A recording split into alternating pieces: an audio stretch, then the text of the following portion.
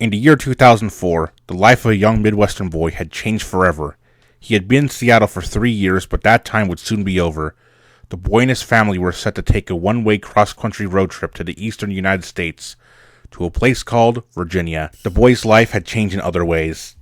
The TV shows he watched in the Pacific Northwest had changed, particularly the promos and bumpers aired before, after, and during the program. The boy didn't mind, as he grew to be used to what would be only on for 3 years.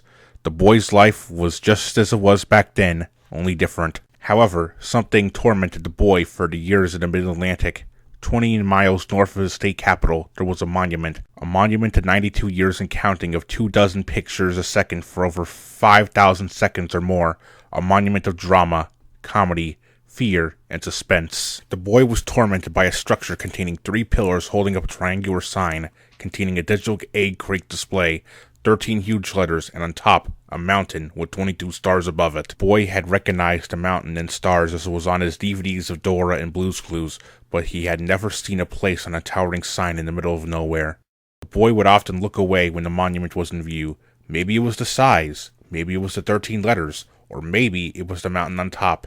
Either way, he was scared and only saw it a few times. And 3 years after arriving in the state of Virginia, he left for the West, and he wouldn't see the monument for over a decade. And when he saw it again, it was different.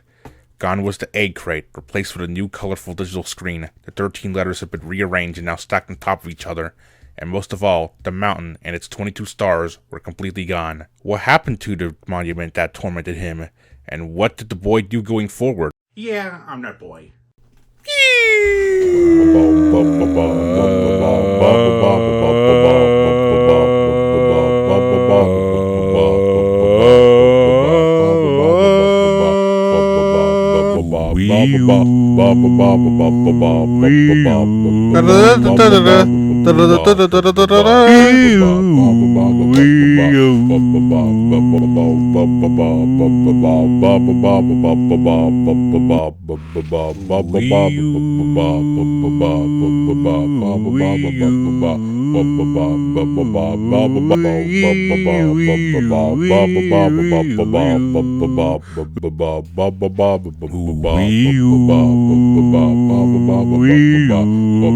Ever since I made my Michigan's Adventure video, I wanted to do something to follow it up with. The only problem is that it was the only true park I visited in 2023, and I hadn't visited any parks in the past few years. So I decided to gather all pictures and videos I have to tell you 2 stories of a King's Dominion. King's Dominion opened in May 1975, the same month and year as another park in the same state that I'll talk about in the future. The park was owned by the Taft Broadcasting Company, who at the time owned Hanna-Barbera, so as a result, featured their characters like Scooby-Doo, Fred Flintstone, George Jetson, among others. By the early 90s, the park was under the ownership of King's Entertainment Corporation, who also owned 4 other parks in California, Ohio, Carolinas, and Ontario. But in 1992, the parks are all under Hollywood. Paramount Communications, formerly Gulf and Western, bought King's Entertainment and their parks and added the Paramount name to all of them. The parks could have more IPs from the likes of Star Trek, Mission Impossible, and most other Paramount film properties that weren't Indiana Jones, because Lucas was under contract with Disney. In 1994, Viacom bought Paramount, and in 1995, 3 of Paramount's parks, including King's Dominion, added attractions themed to Viacom's popular cable network Nickelodeon, including many interactive attractions. However, in 2005, Viacom and CBS, who Viacom merged with 6 years prior, split into 2 companies, the new Viacom and CBS. CBS received a few properties with Paramount in the name, such as Paramount Television, which became CBS Studios, the United Paramount Network, or UPN, which merged with longtime rival the WB to form the CW, and Paramount Parks. CBS wanted to focus on television rather than theme parks, so they sold their parks to Cedar Fair. Before you ask, yes, I am well aware of the Six Flags and Cedar Fair merger. I've been to King's Dominion twice, once in 2006 during the last Paramount year, and again in 2018. So yeah, a lot changed in the span of 12 years. I'll go over both trips with different points of quality. I don't have any footage for the 2006 trip. While my family had a camcorder, the only park we brought it to was the Mall of America. so I can only show pictures from the trip. I rode a few rides, one of which being what was then called Taxi Jam, my very second coaster and first non-powered one. I don't remember how to experience much, so I can't describe how I felt like the ones in Michigan. We also watched the live Dora show. I mainly remember waving my hands in the air to catch stars like they did in the show at the time. We also met various characters. First was SpongeBob and Patrick. I definitely preferred this version of the costume to the later ones seen at places like Universal. It feels more right to me. Then we met Dora and her cousin Diego, whose spinoff had been going on for a year. Another character we met was Blue, who had her own meet and greet attraction at Nickelodeon Central featuring the Blue's Clues house at the front. Apparently in the early years of the attraction, rather than the mascot costume, they only had a plush of Blue. I believe they added the mascot around the same time the Blues Room came around. This was one of the two thinking chairs I sat on. The other was in Burbank, California. I don't have any other character images, but I swear I at least saw Little Bill. The I-95 sign wasn't the only thing related to the park I was scared of. There's another thing that's also part of the reason why I refused to move back to Washington State. Volcano. This was back when the fire was actually consistent. And when the ride was actually a thing. And the fireballs really scared me. So much so that I briefly left the park with one of my parents to our car and came back a few minutes later. Rugrats Toonpike was an interesting attraction. I believe it's based on Runaway Reptar since the sign is similar to the Runaway Reptar coasters. It was one of my first driving experiences before I learned how to drive. Just kidding, I still don't. I also went to the water park at the time it was called Waterworks. It was only one of a few water parks I've been to, and I wouldn't go to another one until 2011 when I went to Wild Rivers in California, which closed permanently a few weeks later. And finally, at the gift shop, me and my brother fought over a SpongeBob plush, and my parents decided to both get us one, and I still have one to this day, next to an actual Krusty Krab background. I'm gonna go off script for a bit because I completely forgot that I did SpongeBob 3D while at the park, and to this day it is the most recent and only motion simulator ride I had ever ridden, despite going to both Disneyland and California Adventure, where I could have ridden both Star Tours and Soarin' over California, but didn't. I also went to SeaWorld San Diego back when Wild Arctic was open. Never been to Universal Studios Hollywood, despite living in California for 10 years. I've been to the actual studio itself for a charity walk, but not to the actual Universal Studios Hollywood theme park. It is literally the only major park in Southern California that I have not been to. So there you have it, Paramount's King's Dominion in 2006. It was a great experience, but unfortunately, I wouldn't be able to go to the park again for over a decade on account of us moving to California. But by the late 2010s, we were back in Virginia, so it's time for round 2. Video quality varies with this one. While my Michigan's Adventure video was completely shot on an iPhone 13, 3 different devices were used to film King's Dominion in 2018, and the one I used had low quality audio. I see the sign, and it's opening up my eyes. I see the sign. Volcano even open yet? No! It's closed for the rest of the season. September 9th, 2018. The 19th anniversary of the Sega Dreamcast in North America. But it's also the day that after 12 years, I'm finally at Paramount's King's Dominion. Last time I was here, Dominator was still in Ohio! We started the antique car ride where for some reason I started singing the theme song to a 90s Fox Kids cartoon. Where is Carmen Sandiego? Carmen Sandiego, where on earth can she be? Then half the group were on Twisted Timbers, the new for 2018 iBox RMC conversion of Hurler, and somebody forgot the foam policy. No, it wasn't me. Look at that beauty. RMC's beautiful wonder. The greatest RMC coaster of 2018, that's on the East Coast. You can actually see those dome cylinder things. Those are actually the tanks that held air for Hypersonic XOC, the park's former S&S thrust air coaster.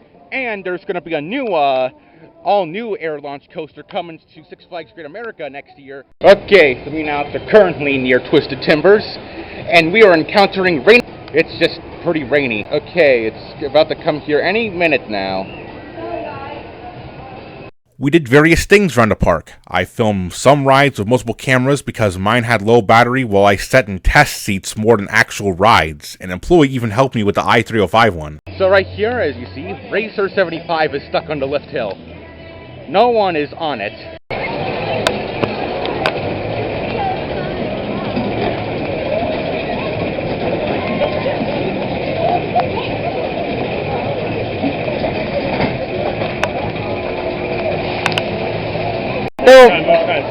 It's the only coaster of its kind here. It's the only Mack bobsleds. There are two other coasters of the same type by Intamin. La Vibora and I forgot its name at The Great Escape. Uh-oh. So here's another unscripted bit. First, here is the camera I used to film King's Dominion in 2018.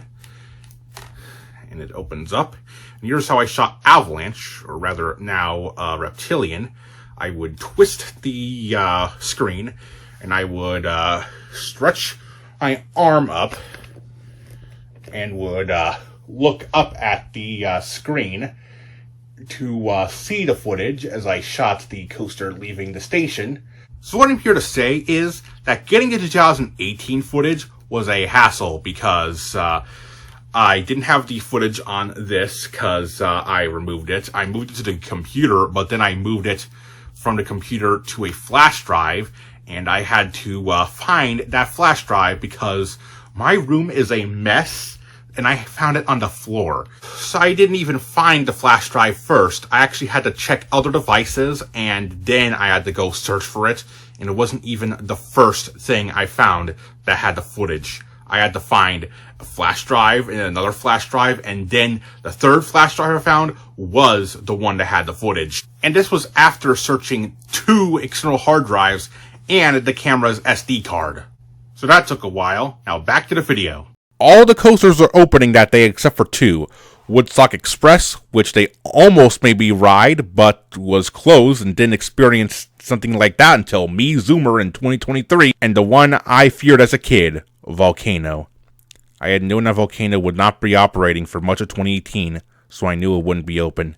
And rather than being scared of Volcano, I was sad because of the state I was in. This is gonna be a long one. It's time to face what I have faced before. It is Volcano, the Blast Coaster. Ooh, my heart is beating like a drum. No, Volcano is not themed to the 1997 movie Volcano, which was set in Los Angeles and released by 20th Century Fox, nor is it themed to Dante's Peak the same year, which was made by Universal.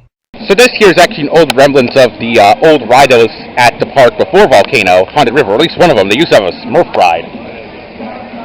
Ah yes, a good old Volcano. Handle with care. Fragile, that sounds Italian. Back when I was 5, when looking at Volcano in its older paint scheme, its blowing a fire actually freaked me out. And I actually left the park for a short time, but eventually came back into the park. Not to mention it doesn't play any kind of scary, eerie music again. Or anymore. Not to mention the ride is it's been down for most of the season. As a priest once said, the thrill has been lost, but it's still fun to look at them. For those who don't know, Volcano the Blast Coaster first opened in 1998. Built at a height of 155 feet, which at the time was the highest inversion in the world until it was beaten by Gatekeeper in 2013. It took 15 years for this record to be beaten, and that record was beaten only 3 years afterwards, which in turn has been beaten only 3 years afterward again once Steel Curtain opens. As you see, this ride has been actually closed for the entire season due to unknown issues. Although it's sad, this means the park only still has an amazing top 2 lineup and not an amazing top 3 lineup. You can still see the old trains here as they're about to go into the launch track and blast, as the name implies. So it's not just called the Blast Coaster because it's a volcano, launching you at speeds of 30 miles per hour. It was the very first suspended launch coaster, and still remains the only full circuit inverted launch coaster. It's the only coaster that actually shoots you out of a volcano. This coaster initially ran at half capacity back when it first opened in 1998, but eventually would run at full capacity the following year.